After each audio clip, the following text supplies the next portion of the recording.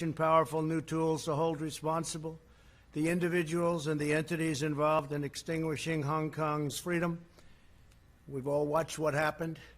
Not a good situation.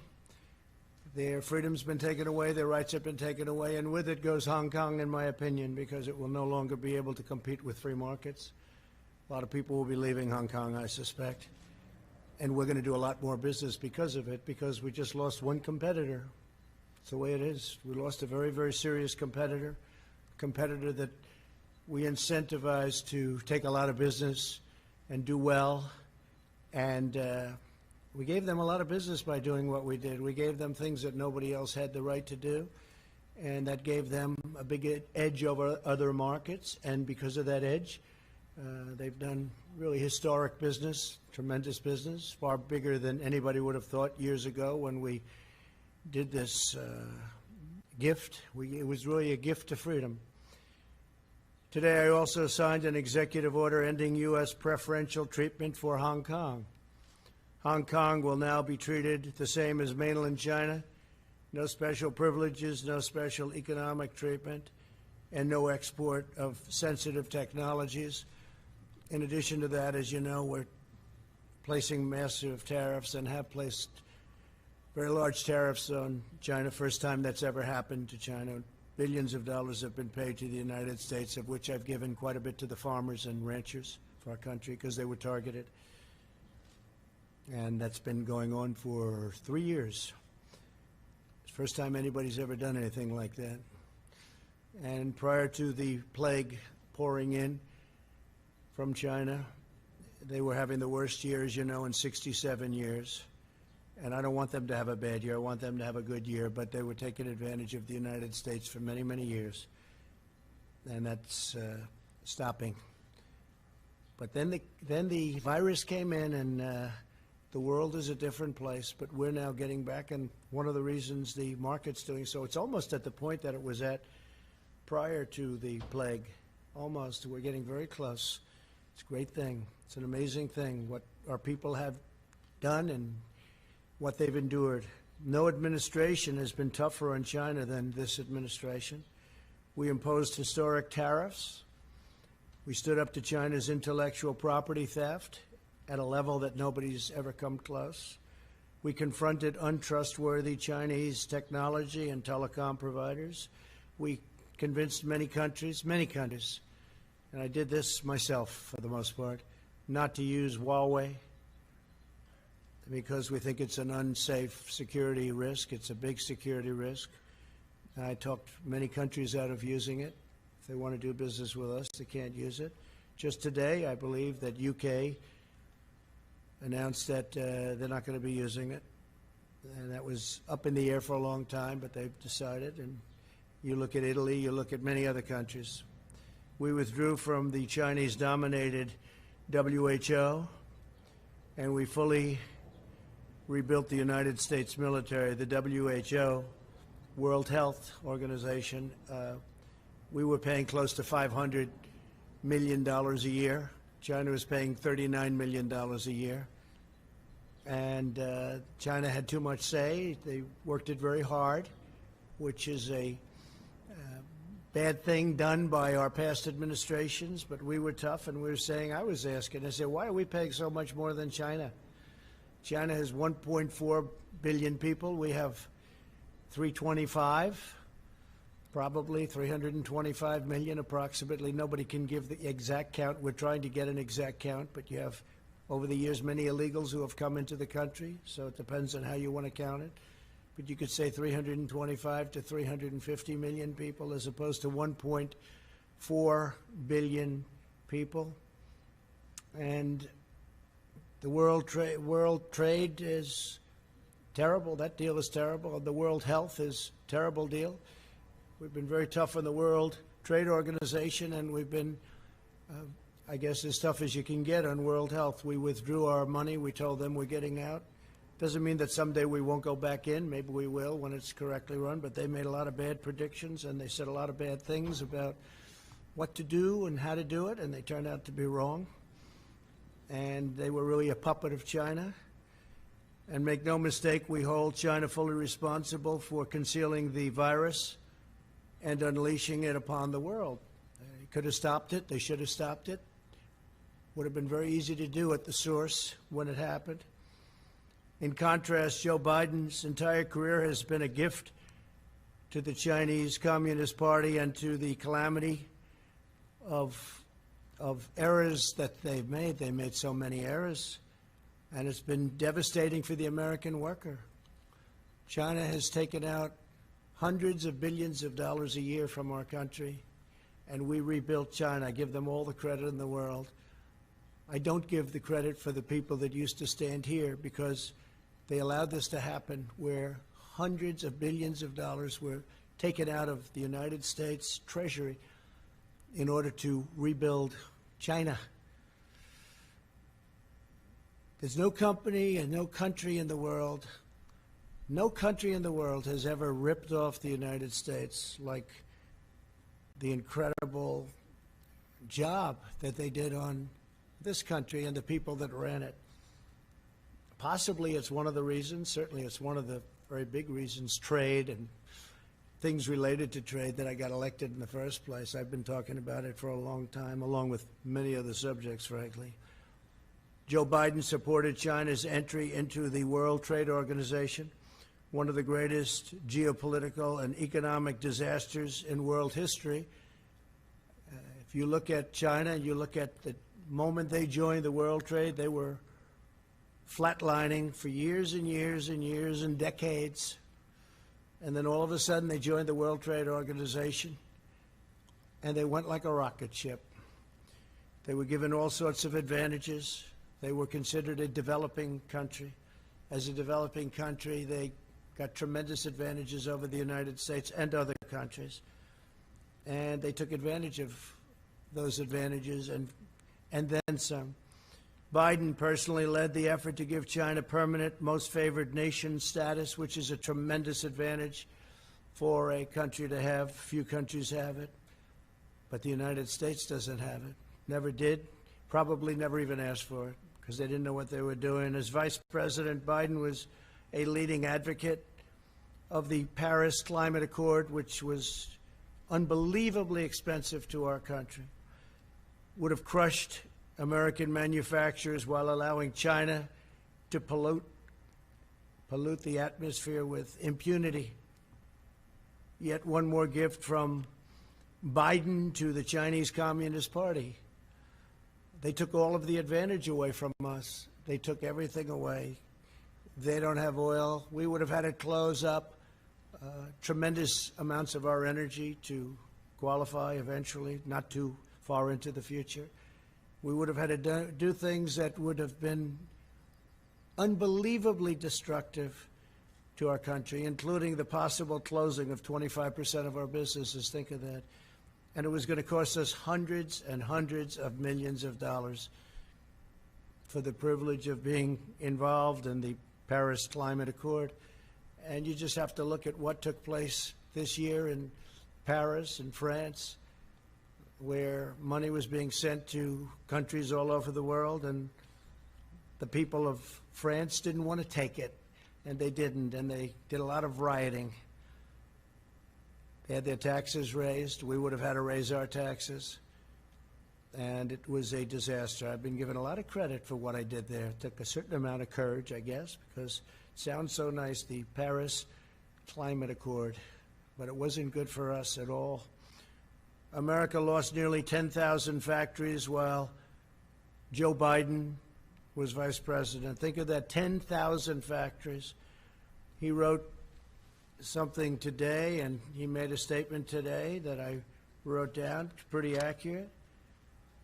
So Biden was here for 47 years, 8 years, the last 8 years, not long ago, as vice president. He said, 1 in 5 miles of our highways are still in poor condition. Well, we're doing a good job on highways, but why didn't he fix them 3 years ago? Why didn't he fix them? Tens of thousands of bridges are in disrepair and on the verge of collapse. Well, it's probably not a right number, but we have bridges that should have been fixed. Why didn't he fix them? He was there for 8 years with President Obama. Why didn't they fix them? Tens of thousands of bridges. This is what he wrote. High-speed broadband. We want high-speed broadband. Well, why didn't he get it? 3 years ago is not a long time. And he didn't do any of the things, but now he says he's going to be president. And as president, he's going to do all the things that he didn't do. He never did anything except make very bad decisions, especially on foreign policy. So Joe Biden and President Obama freely allowed China to pillage our factories, plunder our communities, and steal our most precious secrets. And I've stopped it largely, but I've stopped it. And it wasn't easy, because you talk about a certain power of the telephone and the calls, where they would call and say, no, we don't want to do that. And other countries would call on behalf of China, but I did it. I did what has to be done. And you just take a look at what's gone on, and take a look at at the numbers where they devalued their currency in order to pay the tariffs. Now the Democrat Party is calling for defunding of our military. Think of that, defunding. They want to defund our military when China is building a massive military. They're building a massive military, and Biden wants to defund our military. And the world needs American strength right now more than ever, and we've got it. We've got now, soon, as all this equipment comes in, all made in the USA, we've got the newest, most incredible weapons anywhere in the world. We have the best tanks, the best ships, the best missiles, rockets. We have the best of everything. We have the best fighter jets, the F-35, the F-18. All of these assets are being built. Tankers, incredible tankers, bombers. Hope we don't have to use them. But we have the most incredible military. When I came in, the military was totally depleted. It was at a level that was just absolutely incredible. You know the statements. I made the statements before. I told you what generals told me about our military. And I'll make them again. If somebody needs them, we'll give them to you. Very well documented. As Vice President, Biden opposed tariffs, and he was standing up for China. He didn't want to do anything to disrupt the relationship with China, even though China was taking us to the cleaners. He opposed my very strict travel ban on Chinese nationals to stop the spread of the China virus. He was totally against it. Xenophobic, he called me. Xenophobic. A month later, he admitted I was right. We would have had thousands of people additionally die if we let people come in from heavily infected China. But we stopped it. We did a travel ban in January. Nancy Pelosi was dancing in the streets of Chinatown in San Francisco a month later, and even later than that. And others, too. They all thought what I did was a terrible mistake. We would have lost, in fact, Dr. Fauci said, you would have lost thousands of additional people if President Trump had to do that. And I was a crowd of one, because even experts didn't want to do it. They thought it was a mistake. And then I did Europe when I started seeing what was going on in Italy and Spain and France and other countries in Europe. I did a ban on people coming in from Europe. That would have been disastrous for our country also. And we saved tens of thousands of lives, but we actually saved millions of lives by closing up. We saved millions, potentially millions of lives. Could be a number that we're actually working on, but it could be 2 to 3 million lives. So we're at 135,000, which is terrible. One is too much. But we would have had millions of people dead from this curse that came at us. But we did what we had to do, and now we'll put out the flames as it happens. We have to get the schools open. We have to get everything open. A lot of people don't want to do that for political reasons, not for other reasons. But if we had listened to Joe Biden, hundreds of thousands of additional lives would have been lost. And if you look at the job he did on swine flu, I looked at a poll. They have polls on everything nowadays. And they got very bad marks on the job they did on the swine flu. H1N1. He calls it N1H1. H1N1. Got very poor marks from Gallup on the job they did on swine flu. And they stopped very early on testing. They totally stopped it. They just said stop. And frankly, if we didn't test, you wouldn't have all the headlines because we're showing cases. And we have just about the lowest mortality rate. But if we did, think of this, if we didn't do testing, instead of testing over 40 million people, if we did half the testing, we'd have half the cases. If we did another, you cut that in half, we'd have yet again half of that. But the headlines are always testing. Now, the testing is a good thing, but at the same time, it's fodder for the fake news to report cases. So we're doing 40 million plus, going to be very close to 45 million people. And when I turn on the news, I see cases, cases, cases. They don't talk about deaths being cut down to a level that actually tenfold they use. I got that from one of the very respected media outlets. Tenfold, cut tenfold deaths, but they don't talk about that. They talk about cases, and the cases are created because of the fact that we do tremendous testing. We're the best testing in the world. We now make ventilators for the world. We had very few ventilators.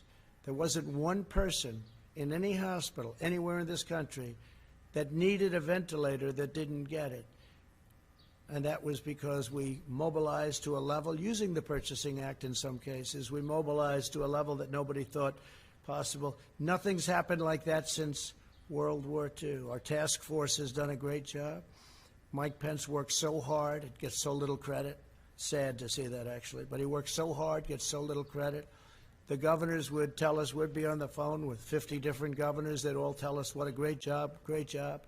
And then they'll go to the media and say, well, they didn't do such a good job. Well, we did a great job. We made a lot of governors look fantastic.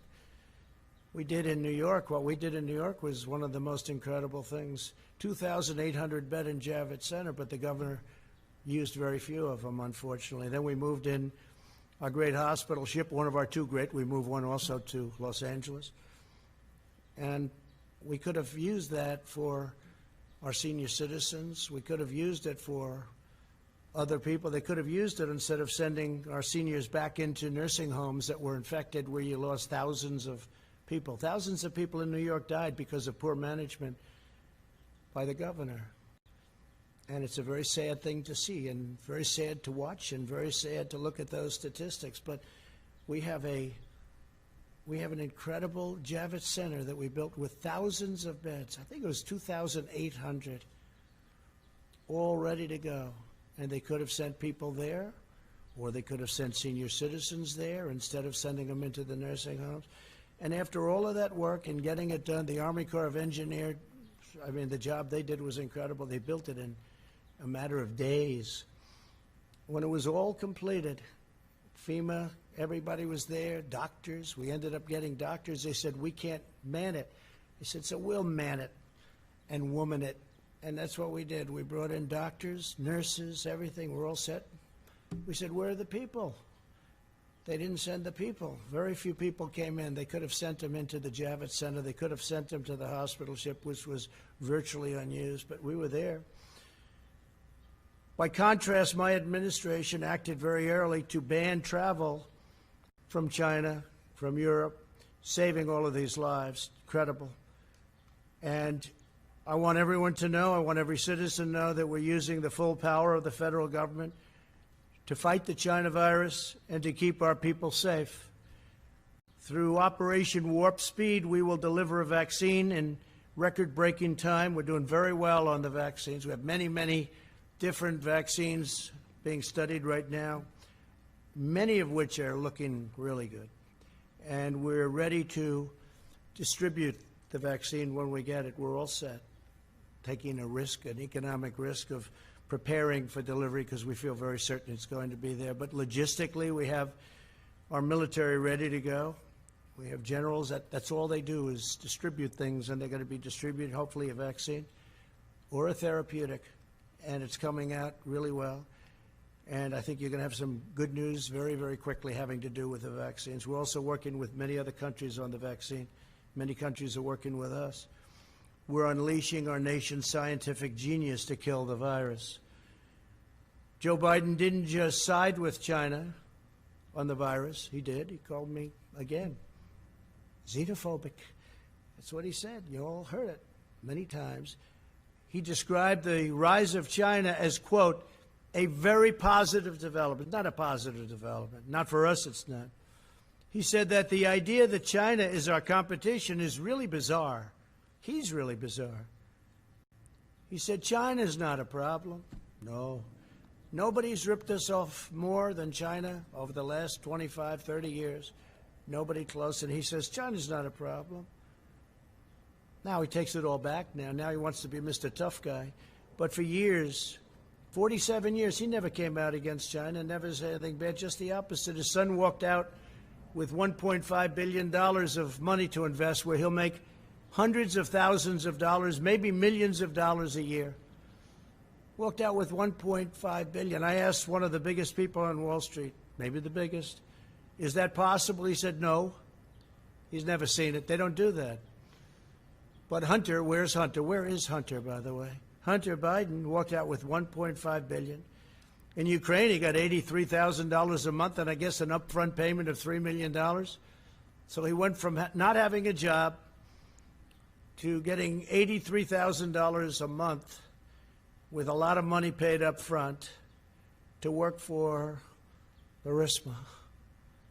And you all know about Burisma. But nothing happens. Nobody cares. And he was unemployed, as you know. He was unfortunately forced to leave the military. He was forced to leave. Didn't have a job, and all of a sudden he's making a fortune. But nobody talks about that. Indeed, Biden expressed more fawning praise about China on an ordinary day than about America.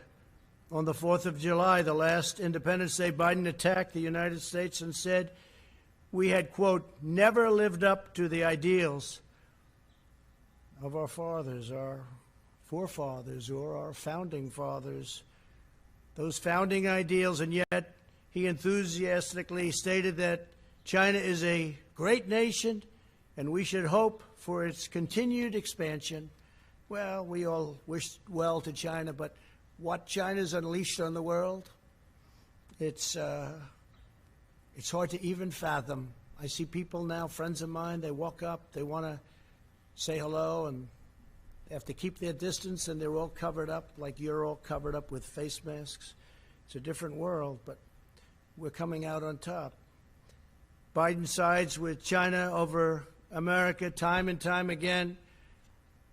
And he said on the 4th of July, American history is no fairy tale, and yet blindly celebrates China, saying few nations in history have come so far, so fast. He's so proud of them. He's so proud of them. Now Joe Biden is pushing a platform that would demolish the U.S. economy, totally demolish it. So we built the greatest economy in the history of our country, greatest in the history of the world. That was a few months ago. Best unemployment numbers ever. Best for African American, Asian American, Hispanic American. Best for women, best for everybody. Best for young people that didn't have a high school diploma, didn't have a college diploma. They had a diploma, they were really in good shape. We built the greatest ever, stock market highest ever in history. We had 143 days of all-time stock market highs in just less than 3.5 years. And we had to close it down because we did the right thing by doing that. As I said, we saved millions of lives. But China was saying, this is incredible what's going on. China was for the first time respecting the United States. And now they want to do something that's much different, Joe Biden. So I've watched this, and I've watched it with great interest. We're building our economy again. I guess the stock market went up almost 500 points today or something thereabouts. You'll check, but it was up a lot when I left.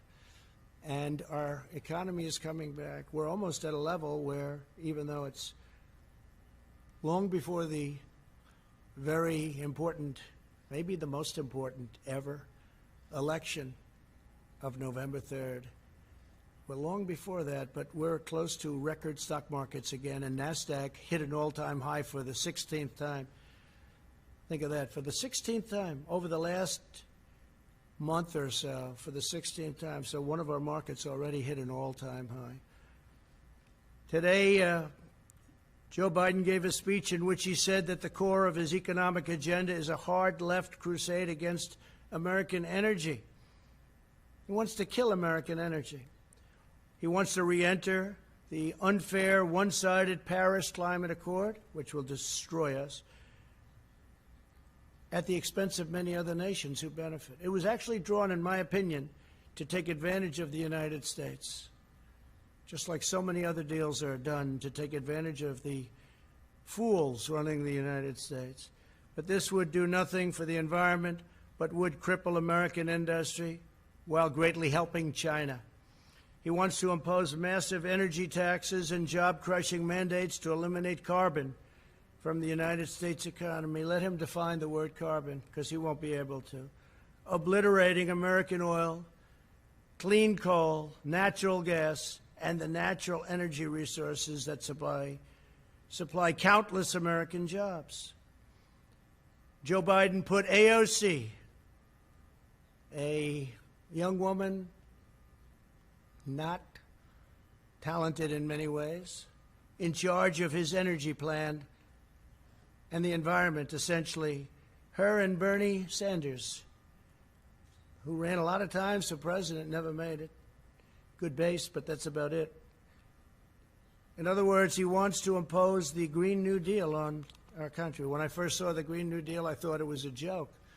I said, this will never go anywhere. Now they're trying to impose it. This will destroy our country and make us non-competitive with other countries. Don't forget, we're in competition with China and with many other countries throughout the world. We're in tremendous economic competition, including Europe, which has never treated us well. The European Union was formed in order to take advantage of the United States. They formed, and they take advantage of the United States. And I know that. They know I know that. But other presidents had no idea. Last week, Joe Biden released his unity platform developed with socialist Bernie Sanders, describing what he would do if elected president. The Biden-Sanders agenda is the most extreme platform of any major party nominee, by far, in American history. I think it's worse than actually Bernie's platform. It's gone so far right. And he's doing that because he's begging for that vote. But one of the things I just asked my people to do is just draw up for me, just quickly, some of the things that we've been hearing about over the last couple of weeks. And these are actual key elements of the Biden-Sanders unity platform. Abolish immigration detention. No more detention. You come in here illegally, no more detention. Stop all deportations. So if we get a MS-13 gang member, which we've taken out of our country by the thousands, brought them back to Honduras, Guatemala, can't do that anymore. El Salvador. Can't do that anymore. Stop all deportations. In other words, we'll take all of these people, many of whom are in prison for rape, murder, lots of other things. End prosecution of illegal border crossers. Oh, okay, they come in illegally and we have to stop the whole process. Support the deadly sanctuary cities where many of these people are protected better than the American citizen is protected. Incentivize illegal alien child smuggling. Give it an incentive, because if you look at what they're saying, that's exactly what they do. Incentivize illegal alien child smuggling. They're incentivized by what this plan calls for. Expand asylum for all new illegal aliens. How about that one? All new illegal aliens. Expand asylum.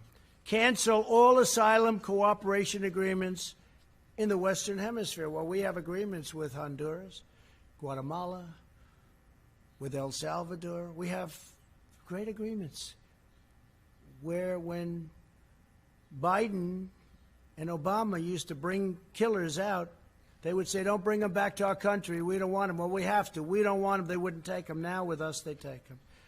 Someday I'll tell you why. Someday I'll tell you why. But they take them, and they take them very gladly. They used to bring them out, and they wouldn't even let the airplanes land if they brought them back by airplanes. They wouldn't let the buses into their country. They said, we don't want them. I said, no, but they entered our country illegally, and they're murderers, they're killers in some cases. And they said, nope, we don't want them. They'd turn the bus around, they'd turn the plane around, and they'd land in the United States, and who knows what happened to them. But it wasn't good. Taxpayer-funded lawyers will be given to all illegal aliens. So we're going to pay now for the lawyers' lobby, and we're going to give all illegal aliens taxpayer-funded lawyers. How does that sound? Pretty good? In other words, come in here illegally, we're going to give you free legal advice. We'll take you up to the Supreme Court as much as possible. Abolish immigration enforcement against illegal workers. Think of that. Abolish immigration enforcement. They're going to abolish immigration enforcement. Well, basically, as you know, what they're going to do is they're going to rip down the wall. They're taking it down. They want to take down the wall, which we fought hard for. We're up to 259 miles right now of great, powerful wall. That's really working, because if you look at the numbers, in addition to the fact that Mexico, for various reasons, has 27,000 soldiers on our southern border to keep people out of our country. And I appreciate it. We had a great meeting last week with the president of Mexico, great guy, friend of mine, become a friend of mine. A lot of people thought that couldn't happen because we're very opposite in terms of our views, maybe even in terms of our temperament, but he's a great guy and he's a friend of mine, and they've been terrific. Mexico has been terrific. 27,000 soldiers on our border, Mexican soldiers, and we have great, great numbers. We get rid of so many different things. Catch and release is gone. So many different things have taken place. We used to catch them, take their name, and release them into our country. We don't do that anymore. We now release them back where they came from. Sometimes we'll bring them back to their country. Grant work permits for illegal aliens. So if you come in illegally, you get a work permit. People that live here don't get work permits, in many cases. Provide taxpayer subsidies and welfare for illegal aliens and new immigrants. So we want to provide taxpayer subsidies and welfare for people that come into our country illegally, illegal immigrants. They want government health care for all illegal aliens. This is part of their plan. I'm not making this up. This is all down in their plan from last week. And this is good compared to what I heard today. Federal student aid and free community college for illegal aliens. What do you think about that? Federal student aid and free community college. We're going to have every person in the world pouring into our country from all over the world. And by the way, the wall was so timely because it stopped people coming in from heavily infected areas of Mexico. If we had that, we would be in trouble like you wouldn't believe. You wouldn't believe. And remember, cases is different than deaths. And cases we give you because our testing is the best in the world. And by the way, by far the most. 45 million. Find out which country tested 45 million people. If China, if Russia, if India tested 45 million people, or if they did tests like we did, check out how many cases they'd have. But it's still, we've done a great job, get no credit for it, and I don't want the credit. I want the people that have done this great job, the people that have done such an incredible job on building the ventilators and doing the testing and building a testing platform that's been amazing. We have many platforms. Many companies have come up with different forms of tests. When we started, there was no such thing. Sign new immigrants up for welfare immediately. This is Joe Biden. So they walk off and they come in and they put a foot into our land, and we sign up new immigrants up for welfare. We sign them up immediately.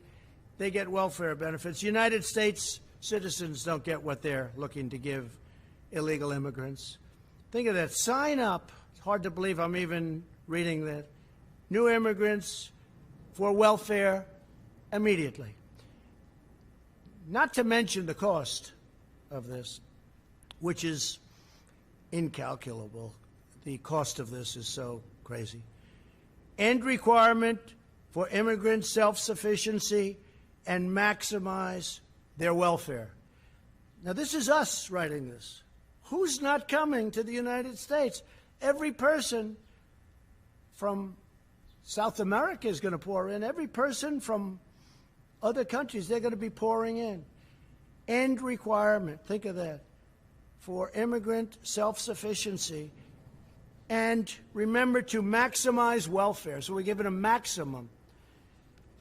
Then we have massively expand immigration during a global pandemic, taking jobs from unemployed Americans. End all travel bans, including from jihadist regions. So now we have travel bans. A lot of you said I didn't get the travel ban, and you were wrong. We got the travel ban. We lost in the Ninth Circuit. We lost again in the Ninth Circuit, and then we won in the Supreme Court. We have a very strong travel ban. And we don't want people that are going to come in and blow up our cities, do things. And frankly, with the liberal Democrats running the cities that we do have, where they do have problems, maybe they wouldn't mind, but I would mind, and the people of this country mind. So listen to this. End all travel bans. He's talking about the ban that I won, that everybody said I didn't win. They said I didn't win because in the lower court we lost, that we lost in the appellate division, and then we won in the Supreme Court. So he said he lost. And they're right at the lower level. But in the meantime, we won in the Supreme Court. So it's in effect, but they didn't say that. They said he lost, which again is fake news, but that's the way they do it. So end all travel bans, including from jihadist regions, they specify that. Grant mass amnesty. Everybody gets amnesty, mass amnesty. Think of that. And this is create a roadmap to citizenship for massive, massive numbers. And we're not talking about DACA because I'm going to take care of DACA much better than the Democrats did. The Democrats had their chance, and they blew it. But we're going to take care of DACA because I'm going to be doing, in the not-too-distant future, pretty soon, I'm going to be signing a new immigration action, very, very big merit-based immigration action that based on the DACA decision, I'll be able to do. Vastly expand low-skilled immigration to the United States. So they want a lot of people come in with low skills. I like merit. Think of that. Vastly expand low-skilled immigration to the United States. These are the things that are in the plan. This is Biden. Biden's gone radical left. Increase refugee admissions by 700%. Huh. That's a lot. By 700%. Nobody's ever heard of such a thing. Increase refugee admissions by 700%. Abolish law enforcement as we know it. I think the police do an incredible job in this country. And you're going to have a rogue, terrible cop on occasion, like you do in any industry, in any business, in any profession. But I think they do an incredible job. Abolish law enforcement as we know it. End cash bail. No bail. Just, we let you right out. Look at what's happened to New York. Crime is up. Shootings are up at numbers that nobody's ever seen before. Look at Chicago. What a disaster. And we're waiting for them to call us because we're all set to go. We have the FBI. We have Homeland Security. We have everybody ready to go. We have the National Guard. They're all ready to go. End cash bail, releasing dangerous criminals onto our streets. Cash bail. New York just did that. Other places have done it. They haven't turned out too good. Abolish completely the death penalty. And I know there's a lot of debate on the death penalty, and there has been for a long time, but sometimes you use the death penalty, depending on the crime. You know what happened today with regard to the death penalty. Appoint social justice prosecutors in order to free violent criminals. So they want to appoint social justice prosecutors to free violent criminals. End mandatory minimums. And that's by empowering judges to determine appropriate sentences, by fighting to repeal mandatory minimums at the federal level and give states incentives to repeal their mandatory minimums. We could go on for days. incentivize prison closure. So they want to close our prisons. They now want to abolish our police departments. They want to abolish our prisons, I guess. Incentivize jail and prison closures as populations decline. Ensure the resources saved are invested directly into those communities. So they want to close them rather than have them for some very bad people, people that are not going to behave when they get out. You see that in New York. They allowed a lot of criminals out, and those criminals are causing havoc. And then they got rid of their incredible and legendary crime squad. And bad things are happening in New York. Bad things are happening. I love New York. I hate to see what's going on. End solitary confinement. Free federal housing for former inmates. So federal housing now can go to inmates, former inmates. Rejoin Paris Climate Accord and seek an even higher level of restrictions. Oh, I didn't notice that. Oh, I see. So they want to rejoin the Paris Climate Accord, and they want to seek an even higher level of restriction. In other words, make it worse than it was.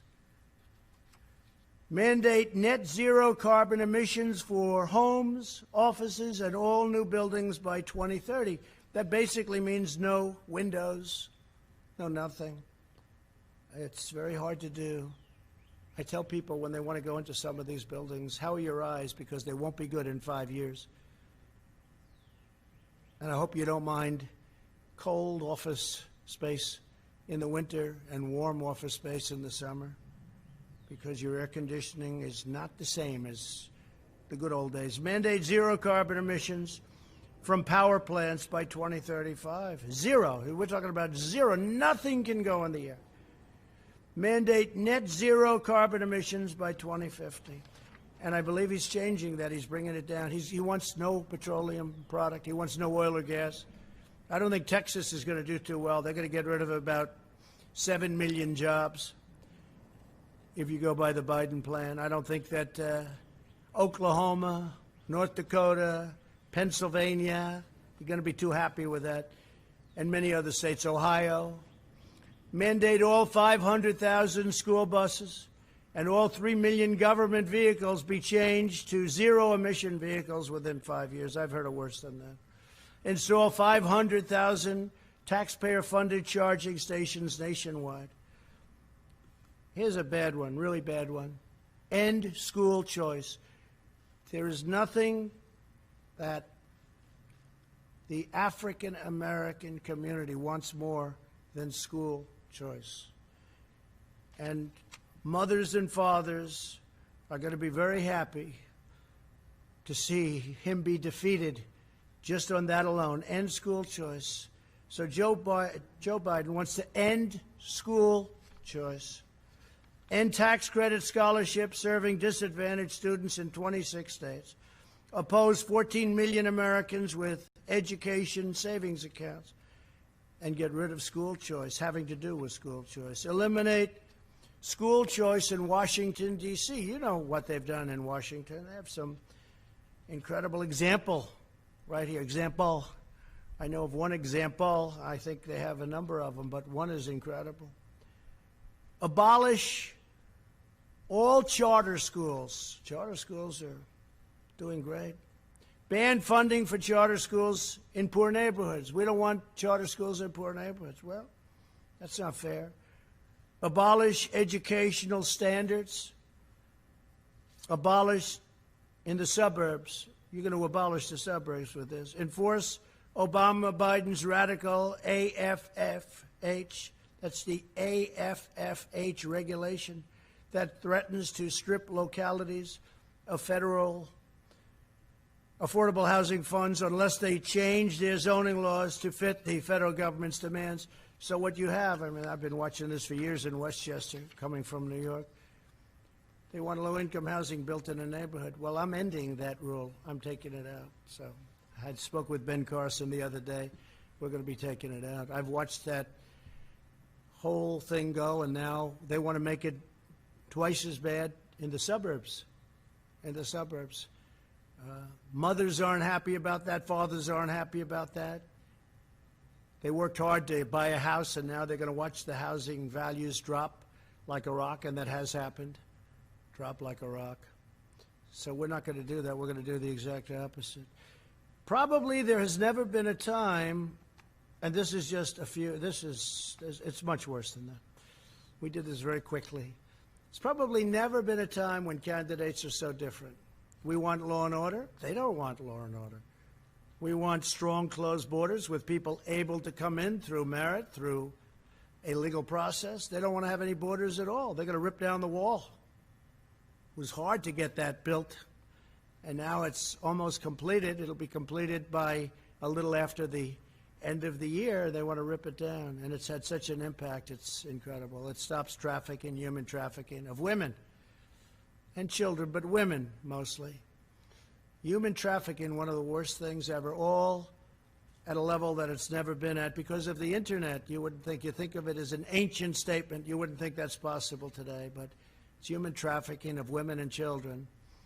And they want to let that continue. The wall has stopped it so much because they will go over to a section where there aren't people, not an entry point, and they'll make a left into the United States. They're on their way. They can't do that anymore. We have a 30-foot wall that goes 6 feet into the ground. It stops a lot of the tunneling because they're pretty good at tunnels. But we watch the tunnels, and we have equipment for that. But you can't make a left anymore and come into the United States loaded up with human traffic. So they want to take down the wall. They want to have open borders. Think of open borders today, though, with the pandemic. I mean, the timing is sort of interesting, but with the pandemic. So there's never been a time when two were so different. I mean, I've seen races where it's like the same exact platforms. I'm even talking about essentially Democrat, Republican. There's not that much difference. There's a little difference, but there's not much. You choose one because you like the way they look, you like the way they sound, you like the way they talk. You like something about one and you don't like the other, but there's, there's never been a difference. Here's one of the greatest differences. This is without question the single biggest difference if you want law and order. For instance, I enacted recently when I saw all that was going on with federal monuments. We don't have the right to do states, although we're trying to find it. But with the monuments where they wanted to rip down Andrew Jackson, they wanted to rip down George Washington, they were actually heading over to the Jefferson Memorial, if you can believe that. But this has been going on, and I found an act that we've used, and we have many, many people in jail right now. Many, many people in jail all over the country because they tried to destroy, or in some cases got it down, a federal statue or monument. We haven't had anybody making a move since I enacted this. I signed an executive order a couple of weeks ago, and it says very simply, 10 years in jail. You do it, 10 years in jail. The amazing part is we were able to catch everybody because thanks to all of you on television, we appreciate it. But we have their pictures. We have the man standing on Andrew Jackson's horse. We have the man standing by General George Washington. We have everybody standing. They were going to go for the Emancipation Proclamation, Abraham Lincoln, standing with a young man who was being freed. And we said, we're going to do something. We can't let this happen. Now, it could be removed at some point. You go through a process, a legal process, go through Congress, whatever. I understand that. At the same time, some people like these statues and monuments, but it can be removed, but you have to go through a legal process. So they were going to have 20 to 25,000 people that night. Nobody showed up. Nobody. You know that because you were disappointed to see that. The next night, I believe 22 people showed up. They said, we're going to make it Friday night instead. And 22 people showed up. 4 were actually arrested because we have pictures of them knocking down other statues. So they're in jail now. So There has never been an election where we've had this kind of difference. We want strong borders. Without borders, you've heard me say it 1,000 times, without borders, you don't have a country. They don't want to have borders, they want to have open borders. It's radical left, and it'll destroy our country. 20 years ago, Venezuela was a very rich country, one of the richest anywhere. Per capita, one of the richest, tremendous oil reserves. Now they don't have water, they don't have food, they don't have medicine. We do everything we can to take care of the people, but they have nothing. And that's exactly the ideology that you have going over here. If I wasn't there to stop it, if I wasn't here to say, no way, that's not going to happen, we'd be in some mess. We'd be in some mess. And Pelosi and Schumer and Bernie and Joe, they'll never stop it. They don't have the power, the strength to stop it. It's beyond them. But we do. So there's never been a time like this where you've had an election of people so different. Okay, a couple of questions. Yeah, please, go ahead. Sir, you just spent the better part of an hour explaining why Americans should choose you and not your opponent. Yesterday you said on Twitter, be careful what you wish for. I guess the question is, do you see yourself as the underdog in this race? Do you see yourself losing in the fall? No, I don't. I think we have really good poll numbers. They're not suppression polls, they're real polls. You look at the intercoastal in Florida, you look at the lakes, you see thousands of boats with Trump signs, American signs. You've got the Trump-Pence sign all over. You look at what's going on. You look at bikers for miles and miles riding up highways proudly with their signs. Look, we won a race where it was the same thing, 2016. We had polls that were fake. They turned out to be fake. Not all. A couple of them got it right. 3 of them, to be exact. 3 of them. One of them was unsuspecting. But they got it right. They were very proud of it. But we had in 2016 something even more so, but we got in, and we had 306 to, I guess, 223, which was a tremendous margin of difference. You remember they all said he cannot get to 270. I went to Maine a number of times where we just freed up lobster fishing and fishing. They took away 5,000 square miles from Maine. I just opened it up, and I just got rid of tariffs in China, and we're working on European Union, which charge our fishermen tariffs. And I said, you're not going to do that. So we freed it up for Maine. But if you take a look, we went up there recently. There were crowds, thousands of people lined up going over to a factory where we were opening up for. We're making swabs, a beautiful big new factory making swabs. I think that the enthusiasm now is greater, and maybe far greater than it was in 2016.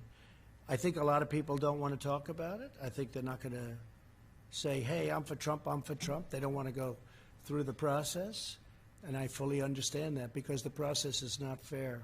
The media doesn't treat us fairly. They never have, and perhaps they never will.